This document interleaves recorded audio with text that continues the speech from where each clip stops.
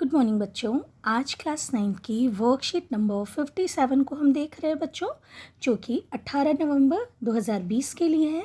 हम अपने चैप्टर गुरुत्वाकर्षण को ही पढ़ रहे हैं और आज जिस टॉपिक को हम पढ़ेंगे बच्चों वो है गुरुत्वीय बल के प्रभाव में गति। तो देखो, यहाँ प्रश्न पूछा जा रहा है कि यदि निर्वात में समान आकार की एक लोहे की और एक प्लास्टिक की गेंद को समान ऊंचाई से एक साथ नीचे गिराने पर कौन सी गेंद धरती पर नीचे गिरेगी। तो कौन सी गेंद धरती पर नीचे गिरेगी?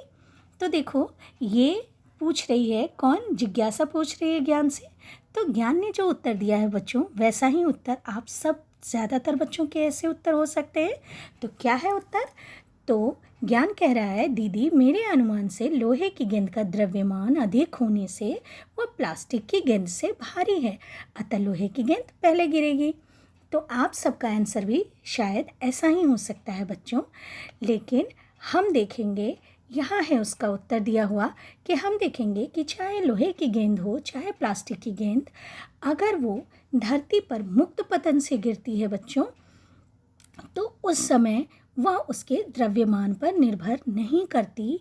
और क्योंकि आप जानते हैं कि जब मुक्त पतन हो रहा होता है वस्तु का, तो हम उस समय क्या देखते हैं? कौन सा त्वरण देखते हैं? गुरुत्वीय त्वरण देखते हैं।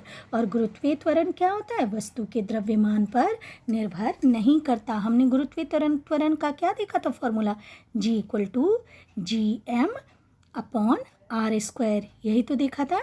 यहाँ देखो, कहीं भी वस्तु का द्रव्यमान नहीं है, स्मॉल m कहीं भी नहीं है, यानी गुरुत्वीय त्वरण किस पर निर्भर नहीं करता? वस्तु के द्रव्यमान पर निर्भर नहीं करता। इसीलिए वस्तु का द्रव्यमान ज़्यादा है या कम है, उससे कोई फर्क नहीं पड़ता। अगर वस्तु का मुक्त पतन हो रहा है तो दोनों ही वस्तु क्या होंगी?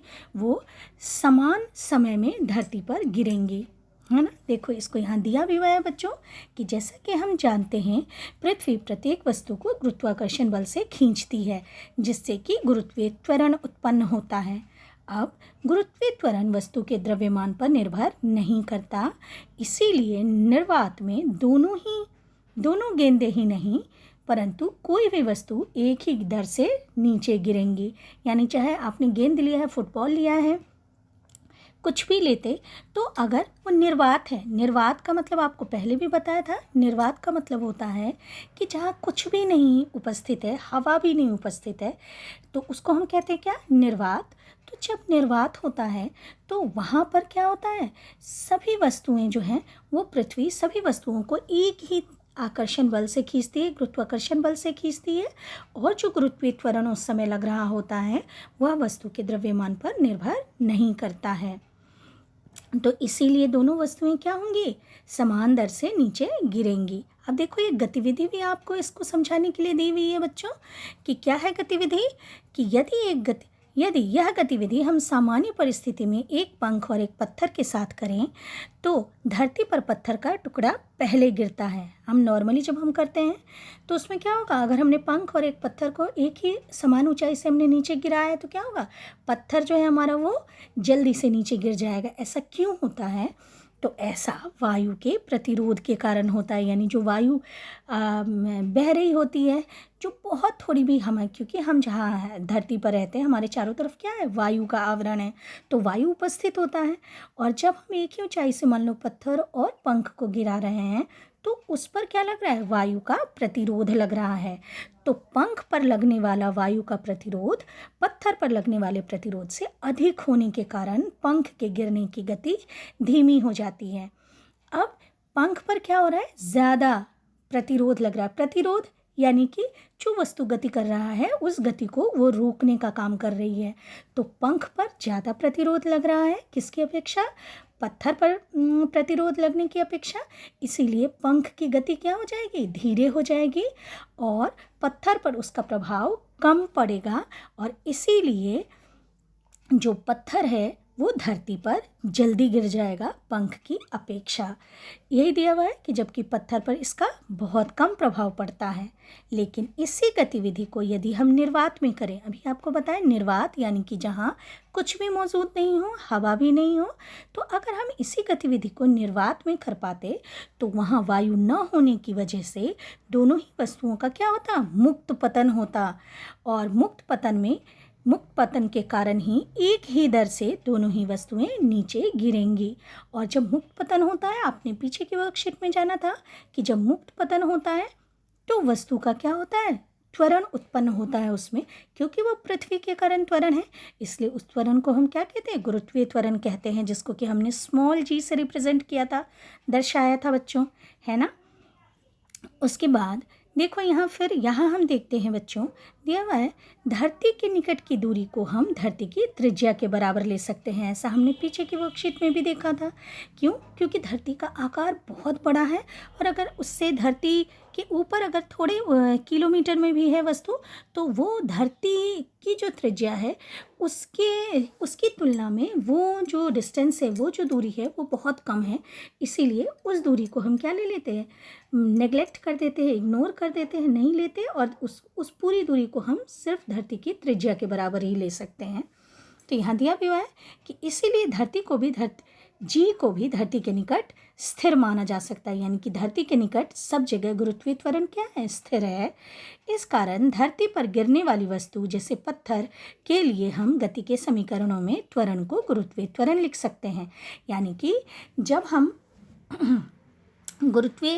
हम कोई वस्तु अगर पृथ्वी पर कुछ ऊंचाई से अगर गिर रही है, तो वहाँ पर हम गति के जो तीनों समीकरण हमने पीछे अपने चैप्टर में पढ़ रखा है, उसके जो गति के समीकरण हैं, उस गति के समीकरण में हम ए की जगह, जिसको सिर्फ हम त्वरण कहते थे ए, इसकी जगह हम क्या ले लेंगे, स्मॉल g ले लेंगे, यानी कि गुरुत्वीय त्वरण को हम लेकर और अपने जो फॉर्मूला है गति के जो समीकरण हैं, उस समीकरण को लिख सकते हैं।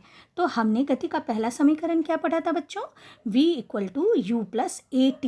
अब a के बदले हमने क्या लिख दिया, यहाँ पे g लिख दिया है ना।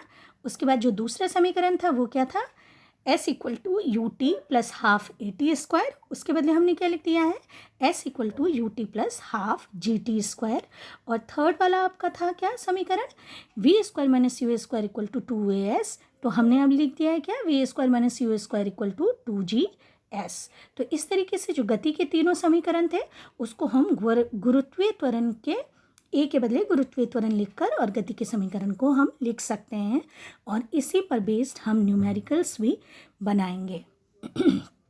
अब आपको क्या ध्यान रखना है कि जब भी हम पत्थर को ऊपर की तरफ उछालते हैं, जब पत्थर को ऊपर उछाला जाता है, तो जो जी है यानी कि गुरुत्वीय त्वरण है, उसका मान जो है हम माइनस में लेते हैं, यानी हम -g लेते हैं। क्यों -g लेते हैं, क्योंकि जो पत्थर की गति है, जो वस्तु है जिसको कि हमने ऊपर उछाला है, यहाँ जो पत्थर है, तो पत्थर की गति क्या है, गुरुत्वाकर्षण बल के अपोजिट है, विपरीत है। यानी ये हमारी पृथ्वी है, गुरुत्वाकर्षण बल कहाँ है, नीचे की तरफ लग रहा है, अंदर की तरफ लग रहा है पृथ्वी के, और पत्थर की गति किधर की तरफ है, इधर ऊपर की तरफ है। तो दोनों की गति क्या है, उल्टी है, विपरीत है। इसीलिए जब ऊपर की तरफ हम पत्थर को उछालेंगे, तो हम जी का मान जब भी लेंगे तो वो क्या होगा, -g होगा, माइनस होगा, ऋणात्मक होगा। और जब पत्थर नीचे की तरफ गिरता है तो जी का मान हम क्या लेंगे, प्लस में लेंगे, क्योंकि जिधर गुरुत्वीय बल लग रहा है उधर की तरफ ही वस्तु यानी कि पत्थर गति कर रहा है। क्यों, यहाँ देखो दिया भी हुआ है, क्योंकि अब पत्थर की गति गुरुत्वाकर्षण बल की दिशा में है। तो बच्चों आओ हम क्वेश्चंस को करते हैं। सबसे पहला क्वेश्चन आपके दिया हुआ है बेटे कि कागज के टुकड़े और लोहे की मोटी कील को निर्वात में समान ऊंचाई से गिराने पर कौन पहले धरती पर पहुंचेगा या गिरेगा, कारण स्पष्ट कीजिए। तो अभी आपके क्या दिया हुआ है, निर्वात दिया हुआ है। अभी हमने पढ़ा कि निर्वात में चाहे कितनी भी वस्तु हो, अगर हम समान ऊंचाई से अगर उसको गिराते हैं तो सभी धरती पर समान समय में पहुंचेगी। तो क्यों पहुंचेगी समान समय में, क्योंकि इन वस्तुओं को निर्वात में गिराया जा रहा है, इस पर कोई सा भी वायु का प्रतिरोध नहीं लग रहा है। उसके बाद बच्चों क्वेश्चन 2 हम देखते हैं। क्वेश्चन 2 आपके क्या कह रहा है कि, तो क्वेश्चन 1 आप लिखोगे कि दोनों ही वस्तुएं समान समय में गिरेंगी। क्यों, क्योंकि निर्वात है, यहाँ वायु का भी प्रतिरोध नहीं लग रहा है। तो ये क्वेश्चन नंबर 1 का आंसर हो गया बच्चों। उसके बाद क्वेश्चन 2 है कि यदि हम किसी बॉल को ऊपर उछालें तो गुरुत्वीय त्वरण जी को माइनस जी क्यों लिया जाता है? तो आप लिखेंगे कि यदि हम किसी बॉल को ऊपर उछालें तो गुरुत्वीय त्वरण जी को माइनस जी इसलिए लिया जाता है क्योंकि बॉल, पत्थर के बदले यहाँ क्या लिख दोगे? बॉल की गति गुरुत्वीय बल के विपरीत है। ठीक है, यहाँ तक हो जाएगा ये क्वेश्चन। पत्थर के बदले क्या लिखेंगे आप? बॉल लिख देंगे। तो ये क्वेश्चन नंबर 2 का आंसर हो गया बच्चों। उसके बाद क्वेश्चन 3 क्या कह रहा है? सामान्य परिस्थिति में विभिन्न वस्तुओं को समान ऊंचाई से गिराने पर वह समान समय में नीचे क्यों नहीं गिरती हैं? क्यों नहीं गिरती हैं वो समान ऊंचाई से? अगर हम दो वस्तुओं को गिराते हैं तो वो सामान्य परिस्थिति में क्यों नहीं एक समय में नीचे गिरती हैं? इसलिए नहीं गिरती हैं क्योंकि उस समय क्या लग रहा होता है? वायु का प्रतिरोध लग रहा होता है। तो आपको यही लिखना है इसका आंसर कि सामान्य परिस्थिति में विभिन्न वस्तुओं को समान ऊंचाई से गिराने पर वह समान समय में नीचे इसलिए नहीं गिरती क्योंकि उन पर वायु का प्रतिरोध लग रहा होता है। उसके बाद 4th क्वेश्चन दिया हुआ है बच्चों कि गति के तीनों समीकरणों में त्वरण को गुरुत्वीय त्वरण में बदल कर लिखिए। तो ये जो तीनों हैं गति के तीनों समीकरण, उसको हमने गुरुत्वीय त्वरण में बदल कर यहाँ दिया हुआ है, यहाँ से आपको लिखना है बच्चों। तो ये क्वेश्चन नंबर 4 का आंसर हो गया बच्चों। उसके बाद इस तरीके से बच्चों आपकी वर्कशीट खत्म होती है। कोविड-19 का दौर चल रहा है तो आपको क्या रखना है? इससे सारे जो हैं मास्क लगाना, शारीरिक दूरी बनाए रखना, है ना, इन सारी चीज़ों का आपको पालन करना है। ठीक है बच्चों, आई होप कि आप ध्यान रखोगे। थैंक यू बच्चों।